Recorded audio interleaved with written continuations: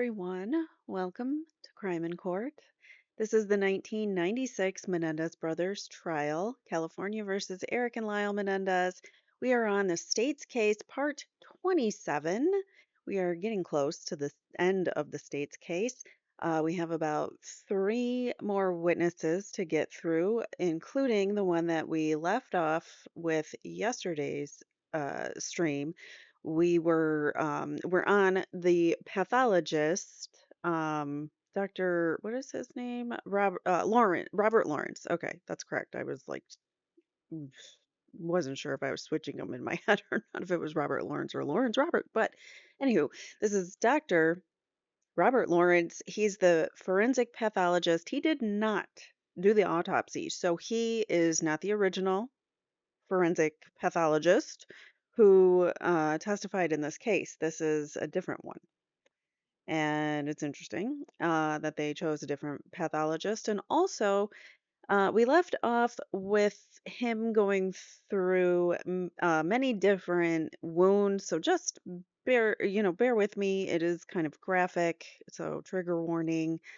He's going through all of the individual wounds on Kitty and Jose. He's almost done with direct, but just a heads up, it is kind of graphic, but luckily we don't have to see the pictures. They're just describing it, so we don't have to look at it. So let's get started. Please hit the like button, and we are going to pick up right where we left off, which was in the middle of direct. Mr. Khan for the state is doing the questioning, and let's just continue on. Mr. Khan says, all right, so do those photographs, he just put some photographs on the board, which are on the board right now, account for all three of the shots that you have depicted in that figure that you have prepared and which has been marked 205 for identification? Yes. I'll take those down, then question you concerning injuries to the other areas of the body. I will be placing on the board at this time a color photograph that has been marked 192, a second color photograph that has been marked 190, an X-ray which has been marked 176, and another one which has been marked 173. I'll also place on the board a photograph that has been marked 197.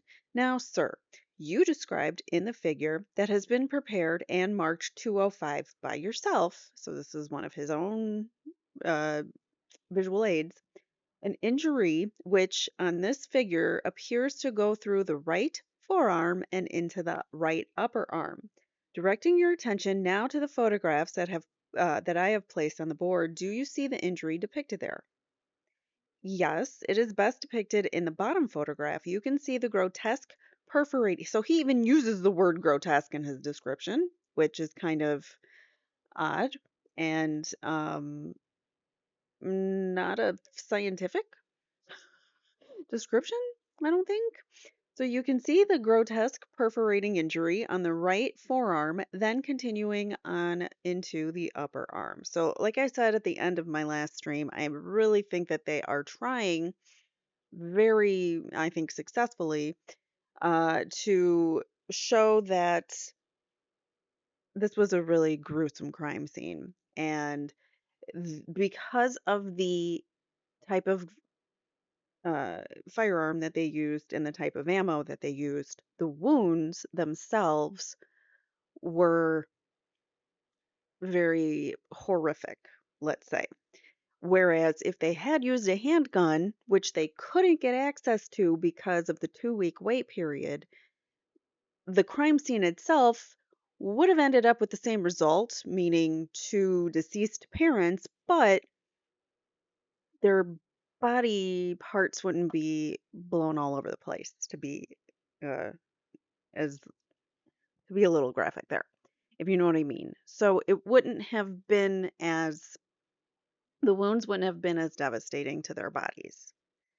So they're using that as the fact that these wounds were uh, done by the shotgun pellets and caused a lot of damage to their bodies they're using that as like, oh, well, this was such a brutal crime and they did this intentionally to be brutal and grotesque and all this stuff. Like they're really trying to play that up, and I think it's wrong that they're doing that. But Judge Stanley Weisberg, it's his courtroom and he's allowing whatever to happen for the prosecution because they keep changing it up and, doing whatever they can to make the brothers look horrible. So, anyways, let's move on. So, yeah, he says it's grotesque.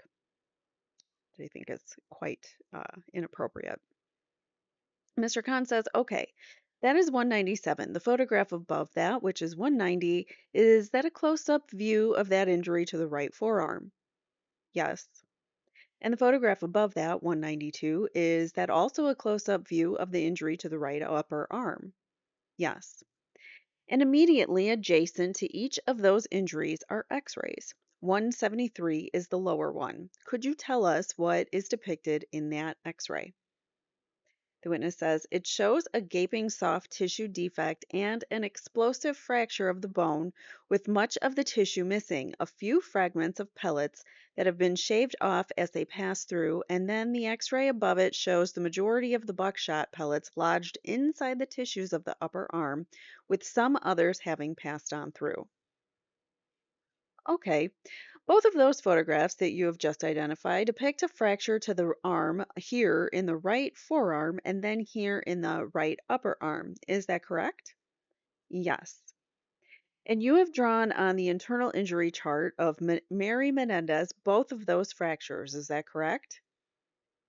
Yes, except that I notice now that my arm fracture is a little bit too low. It should have been about another 4 inches up on the arm. So you're referring to this mark right here? Yes, sir. Okay, this is the right arm. You've also depicted that in that internal injury chart, another fracture to the area of the right hand. Do you see that in the x-ray photograph there? Yes, in the region of the thumb. Okay, perhaps if you have that pointer, perhaps you can reach it from where you are. The witness does so. All right, and you've also indicated on the internal injury chart a fracture in the area of the right shoulder. Can you show us what you were referring to? Sorry, what you were referring to when you made that? The collarbone is broken here, he says. Now, can you tell us, sir, why it is that you've associated these two wounds together? That is, the wound to the right forearm and the wound to the right upper arm. Well, as you can see in the bottom photograph, they line up perfectly when the arm is held against the body in a defensive posture. And it also happens that the hand wound lines up with the continuation into the collarbone area. Okay, that's a separate wound I'll deal with in just a moment. Directing your attention to those two particular wounds at the moment, were you able to determine from the autopsy report or from the photographs or the x rays anything about the direction from which that particular shot was fired at Mary Louise Menendez? Well, it would depend on exactly where her arm was held, but in general, it came from the front and more or less straight in front of her, or maybe off to her left a little bit. Okay. And as far as the angle, the relative position or the trajectory at which the gun would have been placed in order to strike those two surfaces, would it be as you have depicted in the doll here? That is, it appears that the arm is raised immediately or right in front of the body. Yes, the doll doesn't, it cannot be manipulated like a true person, and a more natural reaction would be to cower and to pull the extremities into the body. Ms. Abramson says, Your Honor, I'm going to object to that as beyond his expertise. Overruled. I do believe that that might be beyond his expertise, but anyways. Ms. Abramson says, No foundation. Overruled. Okay, so she lost that twice. Um, the witness says, So we don't know that the elbow was necessarily. Was there a question? He just keeps going. So we don't know that there was necessary that the elbow was necessarily away from the body. We really don't know all of the information to tell you exact direction. It would depend on if the elbow were against the torso versus if it were elevated or not in front, and we just don't know. Okay, this wound to the right forearm and to the right upper arm, was that also a buckshot wound? Yes. And can you tell us if this wound was antemortem, perimortem, or postmortem? It was antemortem, before death. That's based on hemorrhage along the wound path, bruising of the skin around the edges of the wound, and of course, the posture that the extremity was held in at the time of the firing. Well, didn't he just say that he didn't know that? This is not a, it would not be possible to hold your arm in that position if you were dead. Would this wound be immediately fatal? No. And why is that?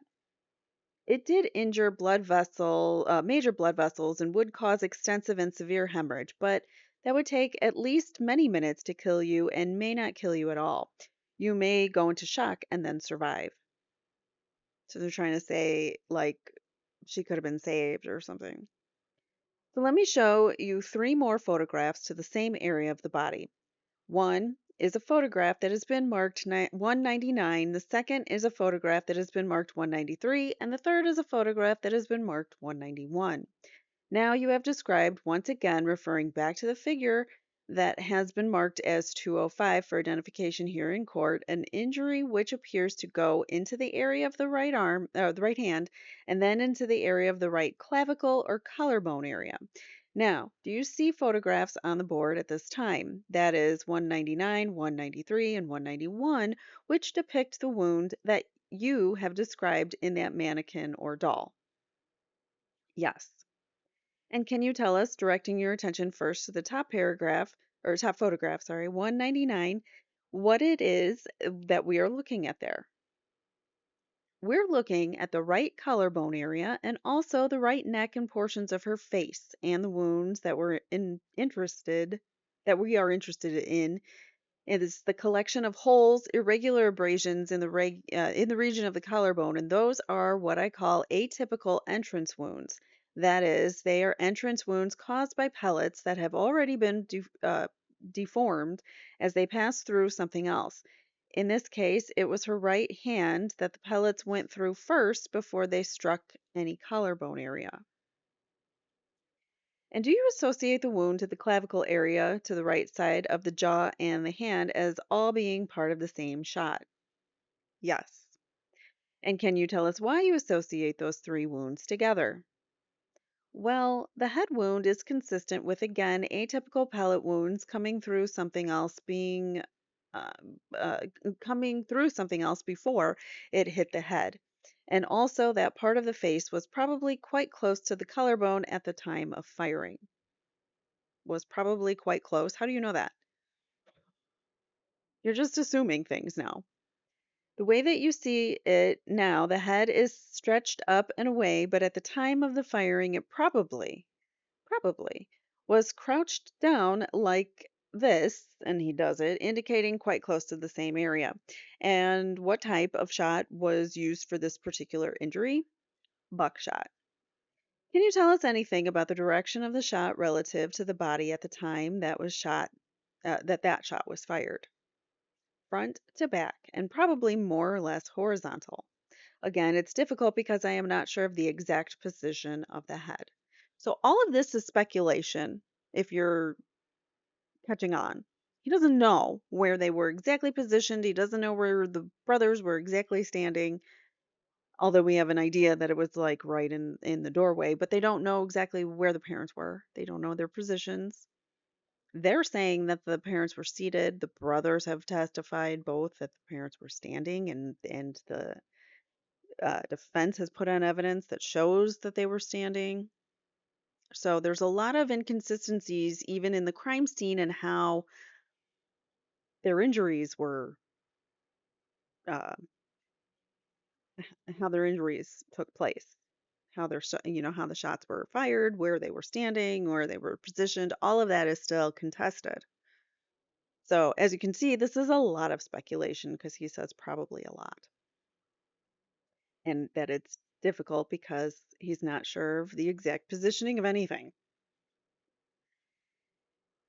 And when you say more or less horizontal, what do you mean by that? Not sharply upward or downward. It might have been off to the right a little bit, but not sharply up or down. And would this wound be an immediately fatal wound? Probably not. It could have killed her in a matter of hours, but probably not any quicker than that itself. How do you know that? Where's your science? Where's your evidence that shows that? You're talking about she's getting shot in the face, the clavicle, the arm, all these things, but she would have lived for hours. I think they're really trying to paint the picture that she was alive and could have been saved, and had the brothers not gone back to the car to shoot her, to reload and come back and shoot her, then they could have potentially saved her life. That's what I think they're trying to go with here, which I think is a bunch of garbage because I don't think she was going to survive those wounds. But, anyways, all right. Let me take these photographs down and I will direct your attention to some injuries to another part of the body. All right, I have a color photograph which has been marked 187, an x ray which has been marked 169, and a second x ray which has been marked 179. Now, you described once again, getting back to the figure, that you have prepared a shot which appears to go in the vicinity of the left breast area.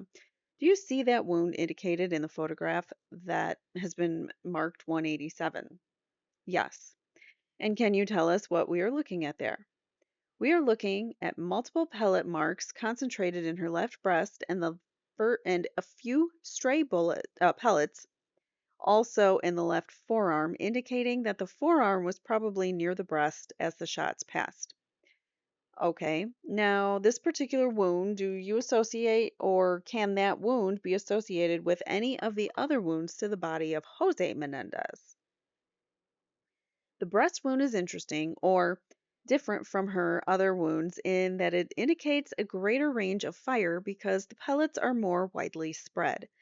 That would suggest that the pellets may have passed through something else before they struck the breast, or that they came from a further distance. So, again, you're just speculating and you have no clue.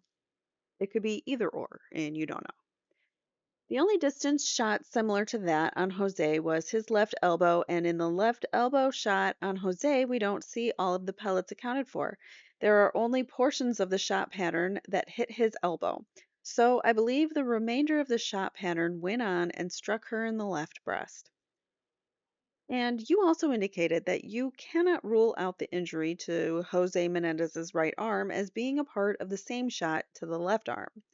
Would that shot to Kitty's breast also possibly be associated with the injury to Jose's right arm? Ms. Abramson says, well, I am going to object to the question as vague, Your Honor. There are two different areas of injury to the right arm, two different wounds, according to this witness. The court says, can you be more specific? Mr. Khan says, yes. You have indicated that in regard to the right arm of Jose Menendez, there appears to be separate pellet defects to the right arm of Jose Menendez. Do you remember testifying to approximately 6 different pellet defects in the area of his right arm? Ms. Abramson says, I'm going to object. I don't think he testified to a number of defects. The witness says, I think I know what you're talking about, and I did not mention the number of pellets. But you will remember there was the large perforating jagged defect in his arm, and below it were several individual pellet marks. Mr. Khan says, right. The witness goes on. Is there still even a question pending? Like, he just gets to go on narrative, which I don't understand. The witness goes on and says some of those could have been part of the same pellets that went into his elbow across. A few struck his arm, and the remainder ended up in her breast. That wound to her left breast, which is depicted in 187, would that be immediately a fatal wound? No. And can you tell us why that is the case?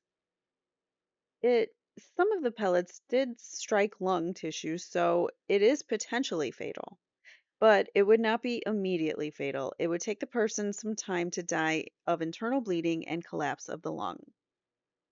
So, again, all of these wounds which are pretty devastating, you're saying they wouldn't kill her until like later.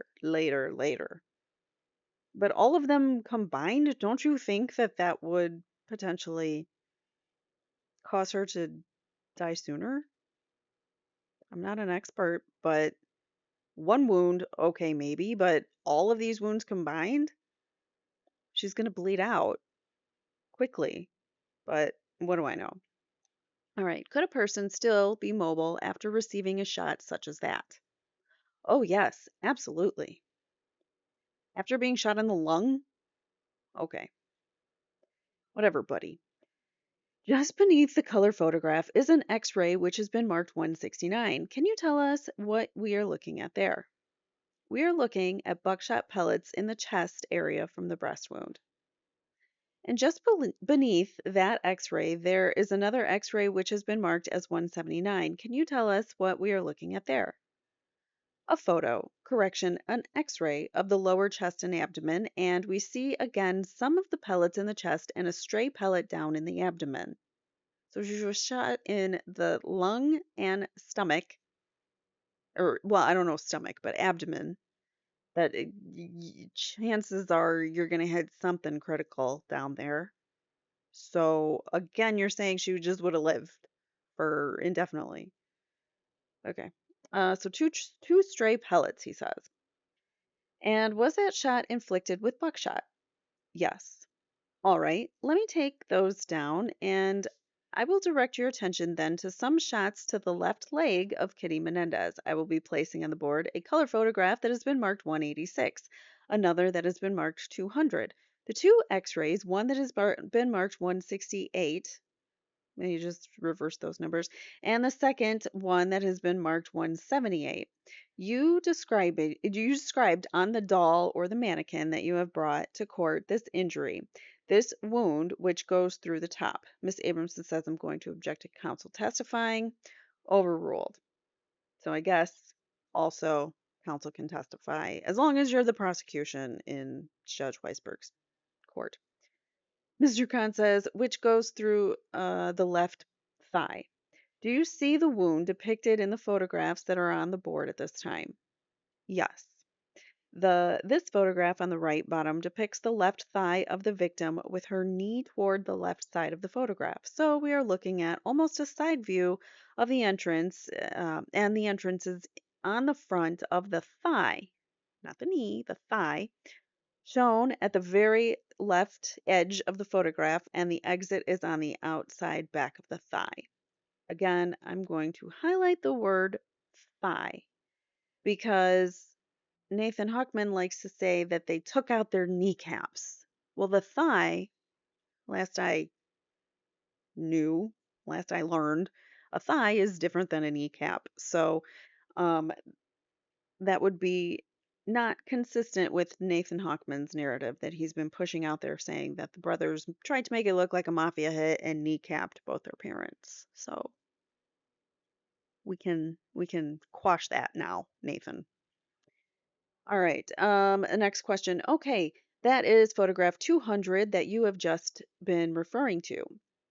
Directing your attention to the photograph on top of that, 186. Can you tell us what is depicted in that photograph?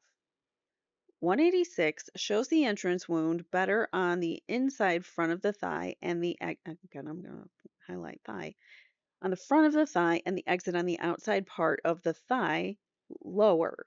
The direction was from front to back, downward, and toward her left. Okay. Now, when you say it was downward, what do you mean by downward? Really? You think the jury doesn't mean downward?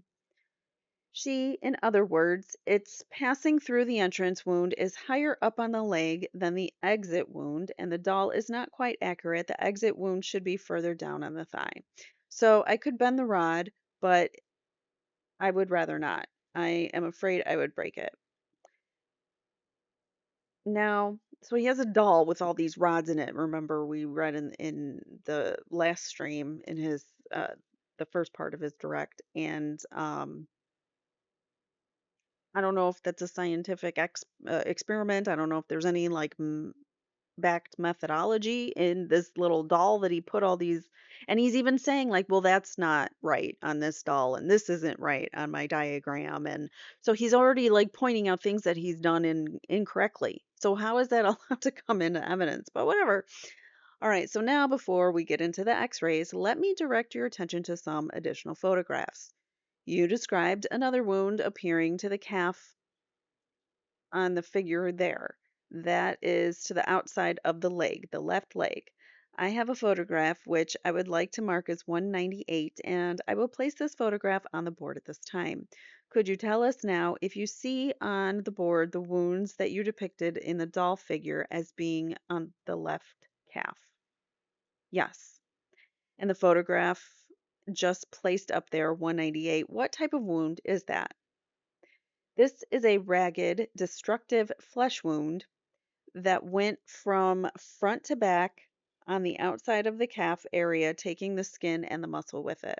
I would like to know if those are ragged and destructive flesh wounds. I would like to know if that is a technical term or if he just made some of those words up as he goes along. It's a little bit more than a grazing wound, but in a sense, it's a large grazing wound. It's a grazing wound. Why are you calling it destructive? Okay. Okay. And can you tell us what type of shot caused that wound? That was a buckshot wound. And the shot that caused the previous wound, the wound depicted in 186 and 200 going through the left thigh, what type of shot caused that wound? Buckshot. Would either of these two wounds have been immediately fatal? No. Returning to the wound to the left thigh depicted in 186 and 200, can you tell us how you associate that entrance wound, which is depicted most clearly in the top photograph, 186, with a wound that you have identified as an exit wound, which is depicted most clearly in the photograph that has been marked 200 in the middle? What? I didn't understand that question because it was so long. His answer is the at the time of original autopsy, there was a clear path between the two wounds of tissue destruction, and also the x-ray shows findings consistent with that. Okay, I have one more photograph that which I would like to mark at this time, or it has been marked as 189. Let me show you the wound that has been marked 189 and have you described in the figure here that has been marked as 205 for identification, a wound which appears to go through the lower part, or I should say the top of the lower left of the leg, near the knee and passing through, coming out of the top of the left, just above the knee. So still not even the knee, but above the knee. So I'm going to highlight that. Do you see that wound or those two wounds in the photographs that I have just marked as 198? Yes. The entrance is below the knee, so they weren't trying to shoot the knee. So the entrance is below the knee. It is a ragged stellite or star-shaped defect, and then the exit is on the top of the thigh. So it exits on the top of the thigh near the knee. So it doesn't even exit the knee. Around and near the knee is a very large and gaping irregular hole. So that is caused by that particular wound. Um, but it's not, they didn't take a gun to their knees and take out their kneecaps to make it look like a mafia hit, as the court would, or as the prosecution would like us to believe. All right, the court says, is this exhibit 189 or 198? Mr. Khan says, I believe it is 189. Thank you. Yes, 189. Now, can you tell us how can you determine that the wound to the bottom part of the leg would be the entry as compared to the wound to the top part of the leg, which is you have described as the exit? There is a partial circular scalloped area on the bottom wound with an abrasion color consistent with an entrance wound, and the appearance of the x-ray also is consistent with that direction. And what type of ammunition, what type of shot would have caused that particular wound? Buckshot. Would that be a wound that was immediately fatal? Not immediately, but it is potentially fatal. And what can you tell us, if anything, concerning the position of the weapon relative to the body at the time that the particular shot was fired? This shot was fired when she was down on the ground with her knee elevated above the ground, as shown in one of the scene photographs. She was already down when the shot was fired. And why do you conclude that she was down on the ground at the time that the shot was fired? By looking at the direction as shown by the mannequin, it is obvious that if she were seated on the couch, the weapon would have to have been somewhere down in the basement, shooting upwards. Likewise, if she were standing, she would have to be standing with her left knee up like this, her left knee held up like this and in front of her and leaning back. There is no way she could avoid having the shot hit her. If you see the scene photograph, she is lying on the floor with her knee flexed above her in on the ground, and she has a shot that way. Now, directing your attention to the middle photograph on the right-hand side on the board, which has been marked as 200, there appears to be a wound which you have not yet previously described right here, which is to the back of the left knee area. Can you tell us what that is and what that can you tell us what that is that I am now directing your attention to? Those pellet marks are from the wound of the knee area that we just described. The pellets went through the upper portion of the lower leg. Some of them exited on the back side near the outside, causing these pellet marks, and then went on underneath the thigh and came out the front. Huh? So those are exit marks from the entrance, which we don't see. The entrance is not shown in that photograph. This is kind of confusing. Well, especially since we don't have the photos in front of us, so we can't see exactly what he's talking about, but it's still not very clear what he's trying to describe. Okay, just so that we can orient all of these photographs, which we have been referring to, three are four-color photographs before you at this time depicting the leg area. Are all of those wounds that you have just described in those four-color photographs to the left leg? Yes. Okay. The wound that appears to be the entry and exit wounds in 189, would that be more towards the inside of the right leg, of the left leg? Yes. And the wound to the thigh, which was a through and through wound passing out the back of the thigh and which is depicted in photograph 186, would that be in the center of the thigh or towards the left side of the thigh? I'd say it's pretty much in the center of the thigh with the exit towards the outside. Okay, and then the bottom photograph on the board, which is 198 to the calf, would that be on the outside of the left leg? Yes.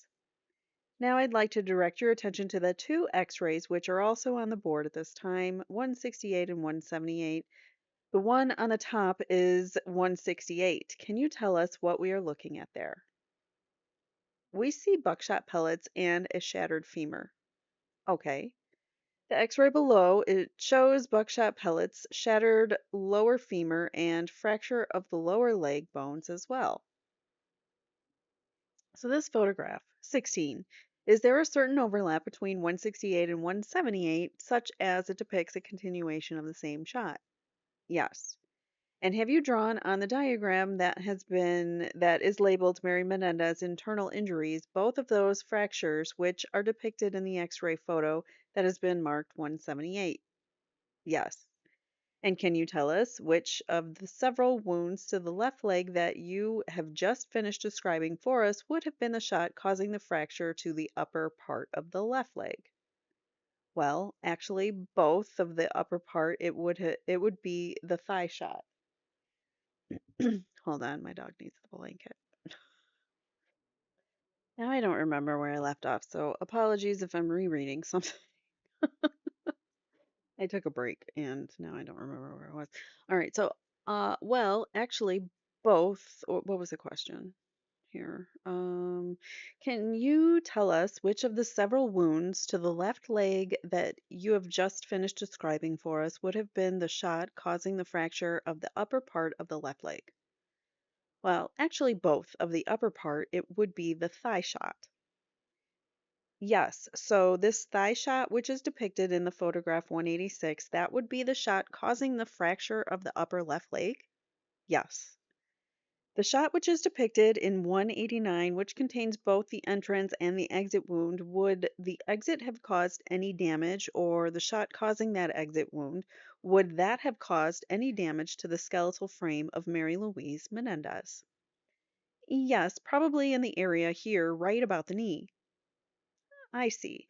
So you're referring to this in the photograph that is marked 178. You are referring to multiple fractures on the upper left leg. Is that correct? The court says, that's the x ray or the photograph. The witness says, that's the x ray. Mr. Khan says, and in addition to those multiple fractures of the upper left leg, there also appears to be a fracture to the lower part of the left leg, just below the knee. Is that correct? Yes. And would this have been caused by the entry wound which appears in photograph 189? Yes. The court says, how much more is your examination going to be? Mr. Khan says, just another 5 or 10 minutes, Your Honor. The court says, okay, we'll take our recess then at this point and we'll resume at 1:30. Don't discuss the matter with anyone. Don't form any final opinions. If he just had 5 more minutes, why didn't he let him go? But anyways, um, the court says, okay, court is in session and we will have the jury out, please. So they took a break. They're now back. You may continue your examination. They probably needed their morning break. Um, Mr. Khan says, thank you. Doctor, for those of us who are not familiar with x-rays, I would like to spend a moment or two going over a couple of these x-rays with you to clarify your testimony. I am putting on the board the x-rays that have been marked 167 and 178, and 167 is the one of the left, which depicts a fracture of the left arm of Kitty Menendez, right? Or sorry, the witness says right. Ms. Abramson says, counsel, I think you misspoke. The right. The witness says the right. Mr. Khan says the right arm. And here we can see in that photograph what appears to be a complete break on the right arm, correct? Yes. Now, in contrast to that, I would like to spend another moment with the photograph up on the board, and perhaps you can explain to us how you determine how a bone is in fact fractured, that is broken, by looking at that photograph. Well, I think the femur fracture is obvious. There are just multiple pieces.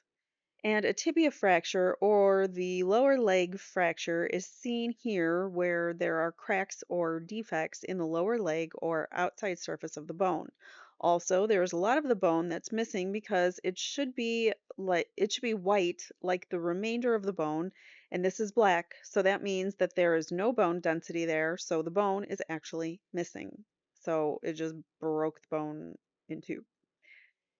So you can tell both when the bone is at an angle, as depicted here in the upper right-hand corner, as well as when the bone is missing or when there is these hairline fractures of the bone itself.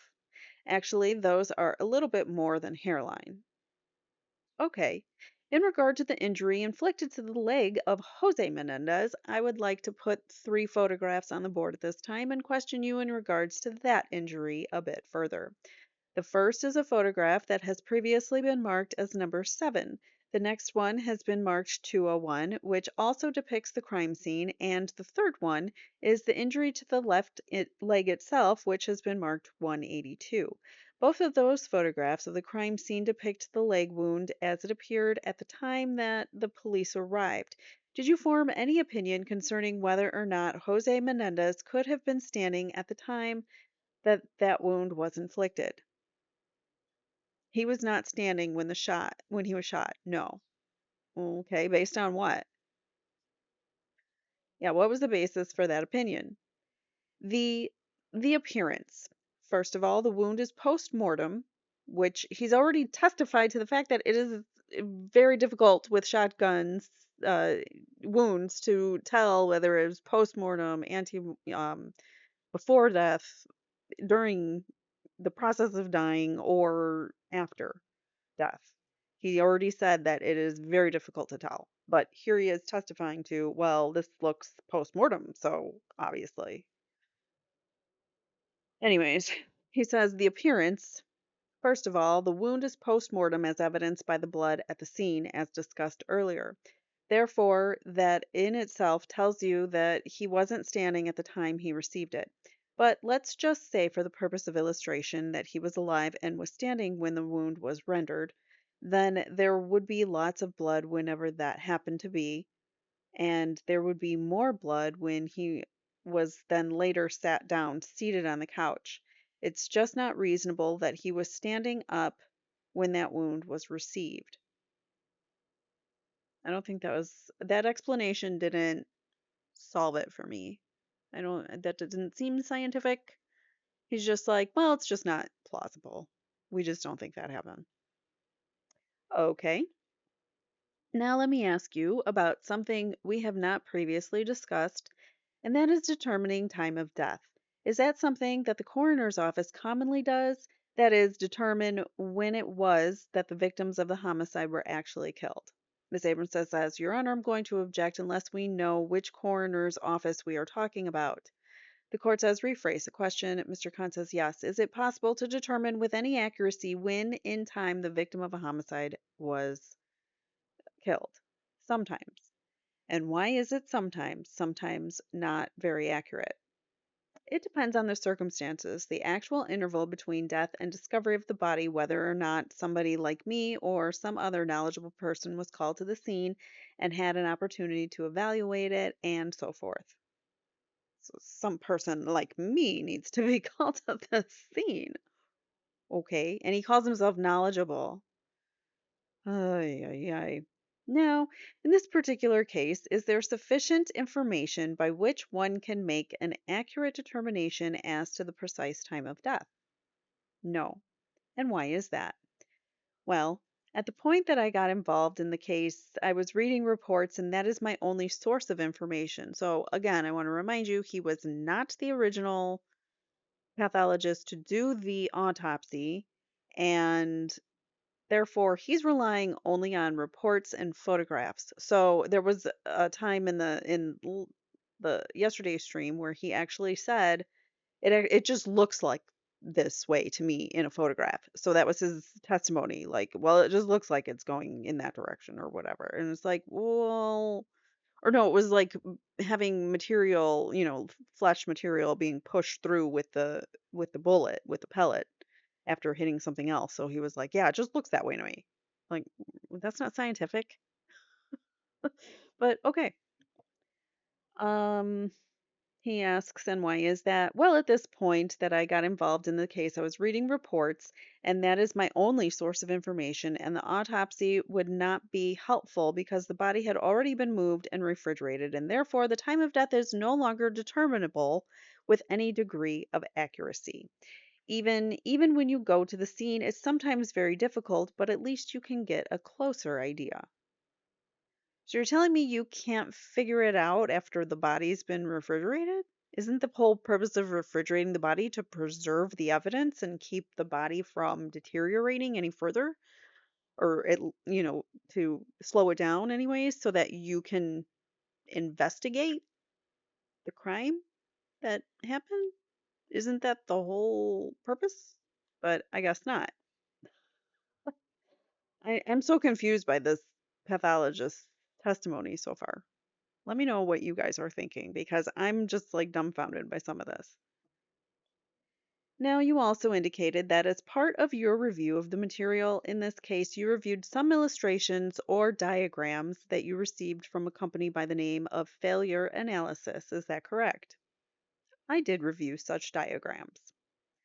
Okay, and do you remember that those diagrams consist of approximately 24 diagrams that sought to reconstruct this? Ms. Aronson says, I am going to object, Your Honor. That's beyond his personal knowledge what those diagrams sought to do. Sustained. In your preview of that material, that is the 24 illustrations from failure analysis, did you find anything in there that would disagree with as a matter of your own medical opinion concerning the injuries in this case? No. Thank you. I have nothing further, Your Honor. Cross-examination. Well, what did you guys think of that? I thought there were some See, this is the problem with experts. You can find these hired guns that will just say what you want. They read through reports, they look at some photographs, but that doesn't mean that they are being accurate or truthful or reliable. And they're saying things like, oh, yeah, it just looks that way to me. And because they're an expert, the jury's going to be like, oh, yeah, I trust his opinion. They don't question everything like I do, or like you might. Juries might just be like, oh, he's an expert, so he must know what he's talking about. And that's the problem with experts and trusting them and getting them admitted into trial when some of these people should not be experts. Anyways, all right, let's get to it. Leslie Abramson is going to do cross for Erik. Would you get out those diagrams for us, Dr. Lawrence? I don't have them with me. Where are they? I have a set of the diagrams in my briefcase, but I've seen them elsewhere, and I presumed that they were going to be here. You say you have them in your briefcase? Yes. Is your briefcase here? No. Okay, then. Where is your briefcase? In the officer's car that brought me here. Did Detective Zoller bring you here? Yes. Is this the officer who brought you here? Yes. So it's here in Los Angeles, and I take it after lunch you can bring it. Yes. Okay. What else is in your briefcase in the car that has to do with this case? The autopsy reports. That's about it. When were you first contacted by anybody concerning becoming a witness for the prosecution in this case? Well, the first contact was a telephone call from Mr. Walquist, I believe. When? And that was about 3 or 4 weeks ago. 3 or 4 weeks? I'd have to check. Weeks ago. I'd have to check my records to find out exactly what date, and he asked if I would consult on a case involving gunshot wounds or shotgun wounds, and I said yes. That's one thing that I would do. Okay. Let me ask you, 3 or 4 weeks ago, that's sometime this fall, 1995, is that correct? Yes. And what is your understanding about when these shootings occurred? Years before that. 1989. Did anybody tell you it was 1989? At that time, nobody told me anything. And this person who called you, what was this person affiliated with? What institution or business or agency?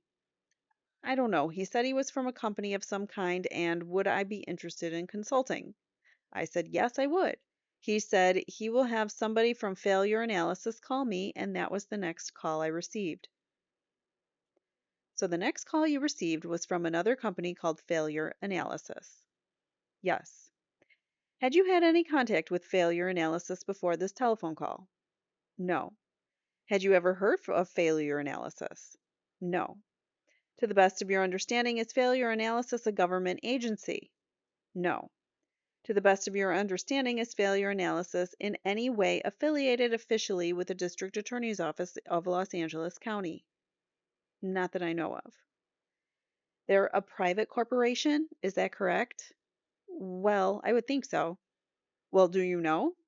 I don't know. I love her. I love Leslie. I love her questions. Some of them, like, they come off really snarky. They don't necessarily mean to be, but oh, it's great. Do you know if they're traded publicly on the stock market? No. Do you know what they do for a living over at Failure Analysis? I have a rough idea, yes.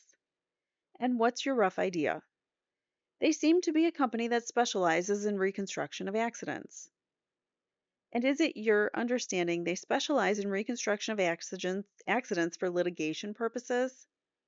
I think they do that. I don't know that's what they specialize in. And do you know who they tend to do their reconstruction of accidents for?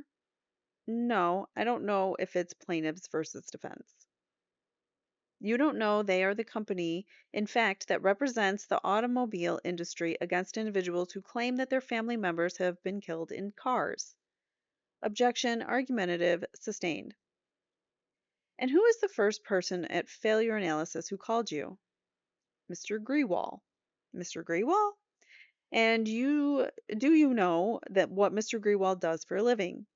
He said he was an engineer. And how long was your contact with Mr. Grewal? This was a telephone conversation. I actually received a call from a doctor. I can't remember the doctor's name. What kind of doctor? I don't know. And then when I called that doctor back, he put me on the phone with Mr. Grewal and they explained roughly what the issues were, that they were talking about shotgun wounds, and there was a question of before death and after death. And we had a brief conversation, maybe 4 or 5 minutes, about shotgun wounds and how sometimes it's difficult to tell, and that was about it. And then I got another call, maybe 2 or 3 days later, from the district attorney's office and talked to one of the attorneys, Ms. Nahara. Okay, so before you ever spoke to one of the attorneys, one of the district attorneys, you were told by failure analysis that there was an issue of before and after. Is that right? Yes. And by issue of before and after, they were talking about whether certain wounds of Mr. and Mrs. Menendez were antemortem before death or postmortem after death. Yes. So before you ever saw any medical evidence at all, you were told there was a dispute. Is that correct? I don't know if it was thought of as a dispute, but there was a question about interpretation of some of the wounds. Okay. And did you understand that the question of interpretation had to do with whether the county coroner, a forensic pathologist, was right or whether Roger McCarthy, a mechanical engineer, was right? Do you understand that was the question? Objection, argumentative, sustained. Do you understand who it was that was disagreeing with whom? Objection, irrelevant. The court says it also assumes facts, not an evidence, that there was a disagreement. Ms. Abramson says, when you say there was a question, who had the question in their mind? I couldn't tell. From the conversation, I wasn't even sure if the person if I was talking to wanted it to be before death or after death. I had no concept about the players or the issues at the time. Okay. And then you didn't have any concept of who the coroner was either, I take it? Later in that conversation, I learned who the autopsy pathologist was because I asked. All right. And you heard that the autopsy pathologist was Dr. Irwin Golden from the LA County Coroner's Office, correct? Yes. Do you know Dr. Golden? No. Have you ever spoken to Dr. Golden? No. And you didn't, after receiving Dr. Golden's autopsy reports, contact Dr. Golden, did you? No. Now, as far as you know, given the fact that he performed the autopsies and wrote the reports, Dr. Golden is the only person who actually saw with his own eyes these wounds. No, that's not true. Well, who else saw them that you know? All of the other people in the room, the investigating officers, the photographer that took the pictures, and so forth. Well, how many other people were in the room when the autopsy was performed? I don't know, but I know there was certainly more than just the pathologist. Do you think that the detective and the photographer are medical experts? No.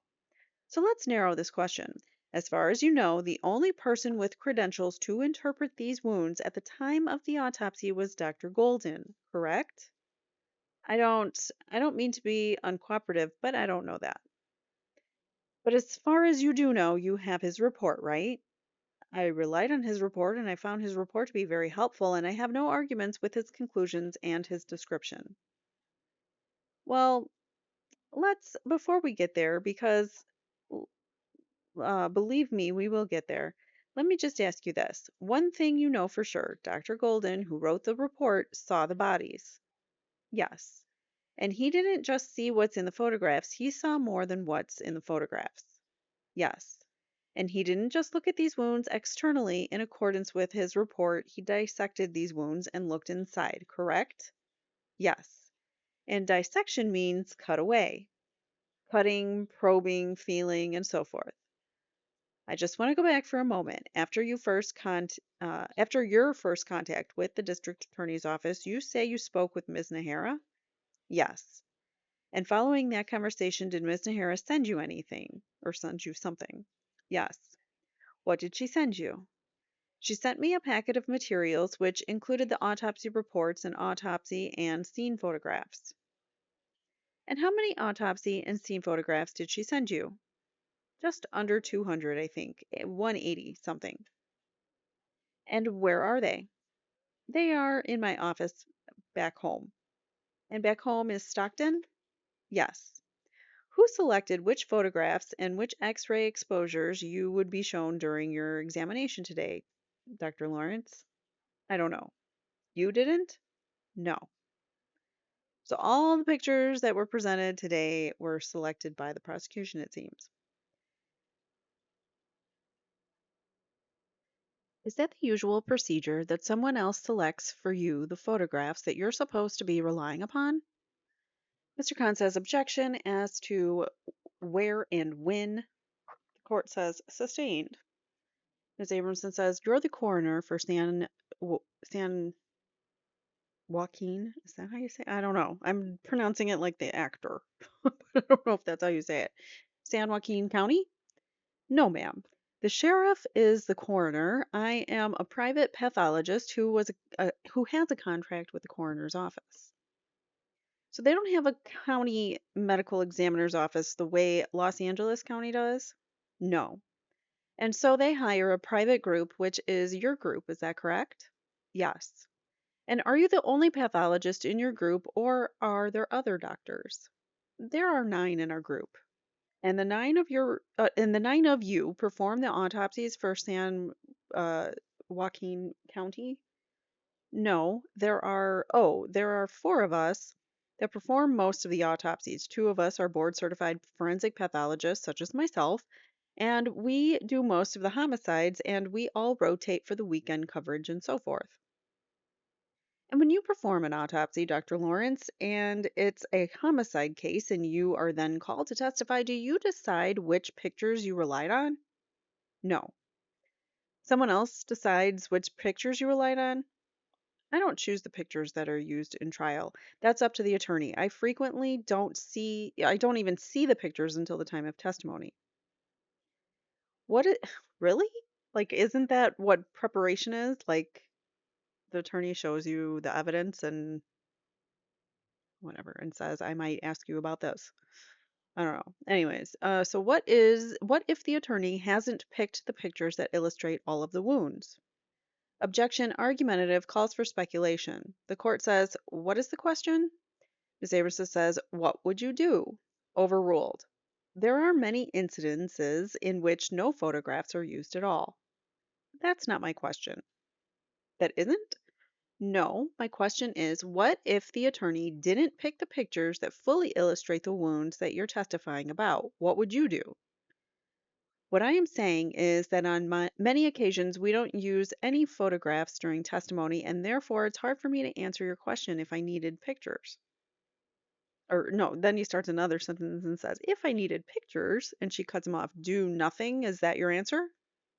No, that's not my answer. If I felt I needed pictures, I would make sure I went and got them, or postponed the testimony until we could obtain them. So you're just going to make everybody wait on you. Got it. Well, when you go to court, when you perform an autopsy for the county of whatever his name is, San Joaquin, first of all, it just doesn't look like that's how it's supposed to be pronounced, so it catches me off guard every time. Joaquin. So the county of back up. When you go to court, when you perform an autopsy for the county of San Joaquin, first of all, does that county take pictures during autopsy the way LA does? Yes. And what's the purpose of taking the pictures? There are many purposes. One of them is to use them later to more accurately determine what actually happened, as we did in this case. Another purpose is to show them to some other consultant, such as myself, later on down the line to get an independent opinion. Another purpose is to use them in court at the time of trial. And I'm sorry, go ahead. And in some instances, such as in this case, the pictures are helpful for the pathologist to finalize his report because sometimes the wounds are so confusing at the time of initial autopsy that you need the photographs to be able to figure out what is an entrance and what is an exit, and so forth and so on. So there are many purposes for the pictures. And just without pointing them out specifically, which we will do this afternoon, did you notice that there was no photograph presented during your testimony thus far that actually visualizes the back of Mr. Menendez's upper right arm? Did you notice that? Yes. And why is that? I have no idea. And isn't it true, Dr. Lawrence, that there are photographs taken at the scene that show the back of Mr. Menendez's right arm? I think so, yes. And did you look at any of those photographs at the scene showing the back of Mr. Menendez's right arm to see if that could assist you in determining whether the entry was from the back or wasn't from the back? Yes. Did you ever receive any of the scene or autopsy photographs on CD-ROM computer disk? No. Did you ever enlarge, or did anyone ever show you any enlargements of any of the photographs other than anything you may have seen in court today? No. Did you utilize any methods of enlarging the images when you looked at the 180 photographs? Yes, I used magnification when I looked at some of them. Did you use magnification when you looked at the ones of the back of Mr. Menendez's right arm? Yes. Okay, let's go back, however, to your contacts. You were sent autopsy reports, correct? Yes. You were sent the autopsy and scene photographs? Yes. And you also were sent some addendums to the autopsy reports reflecting a more recent review of these photographs by Dr. Golden, correct? Yes. And it's your testimony a moment ago that there's nothing improper about going back and looking over the photographs again and amending one's conclusions? That's correct. And what else did you received 24 diagrams from failure analysis, correct? Ultimately, yes. You didn't have those at first? Not in their first pack. And how long after the first package did you get the second package? I'd say a week and a half. And at some point, did you prepare a report? Yes. And when in this chronology did you prepare that report? It was on Friday afternoon. It would be Friday before last. And have you received anything by then? Have you received everything by then?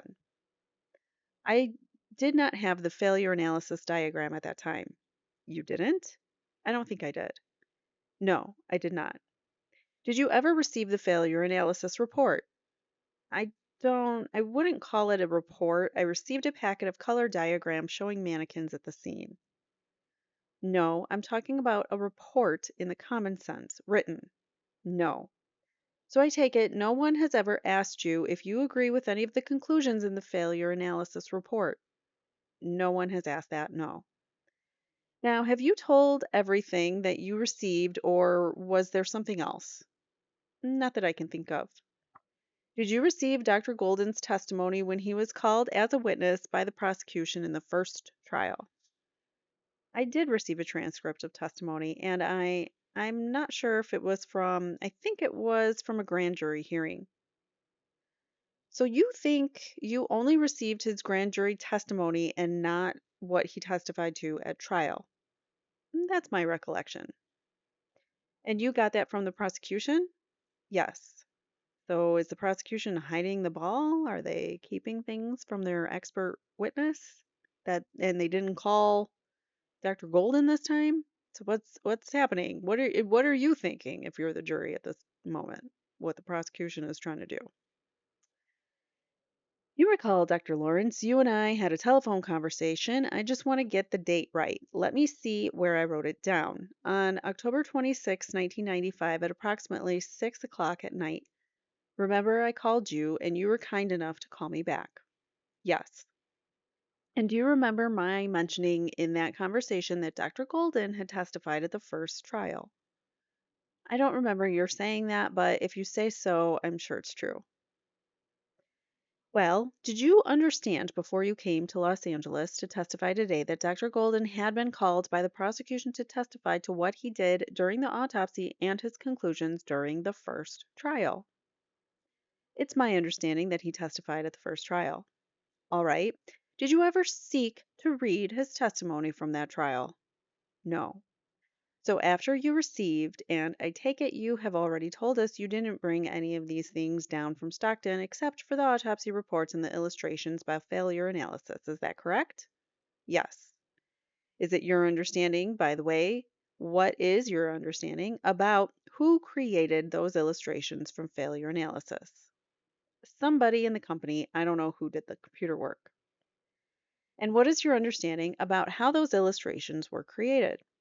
I don't know. I would have some knowledge about computers myself, so I can't imagine how they were created, but that's all I would be guessing. And is it your understanding that the someone in the company who created those illustrations was a forensic pathologist? I don't know who created them. I don't think it was a forensic pathologist. I would doubt that they have one at the company, but I don't know. Exactly, that's her point. And do you know whether or not the person or persons who created those illustrations even consulted a forensic pathologist before they created them? I don't know. Now, I'd like to, for a moment, go through your resume, if you will. The court says, well, let's do that at 1:30. Miss Abramson says, certainly, Your Honor. The court says, we will be in recess until 1:30. Ladies and gentlemen, don't discuss the case with anyone. Don't form any final opinions about it. See you back here at 1:30. And for whatever reason, that is where this transcript ends. So I don't know why there's no PM. But that is where it ends. Maybe something happened. They had to let the jury go home early. Maybe someone got sick. I don't know. So that is the end of this episode. We will continue on tomorrow with more of forensic pathologist Dr. Robert Lawrence and Leslie Abramson doing the questioning and finding out what what his scientific analysis was, because I didn't really see any um, in his direct. So I'm sure she's going to question him on his on his what's the word I'm looking for? She said she was gonna dive into his CB and his what am I trying to say? His experience, his background, all of that stuff, and then also his methodology. I'm sure she's going to go into, and looking at pictures is not the same as doing the autopsy report, talking to the actual person who did the autopsy report, talking or reading the person who did the autopsy report, their testimony from the first trial. He didn't do any of that. So she's going to, I'm sure, hammer all of that home. So we will get to that in the next episode. Thank you guys so much for watching. I appreciate you all. And I will see you in the next episode. Take care. Bye now.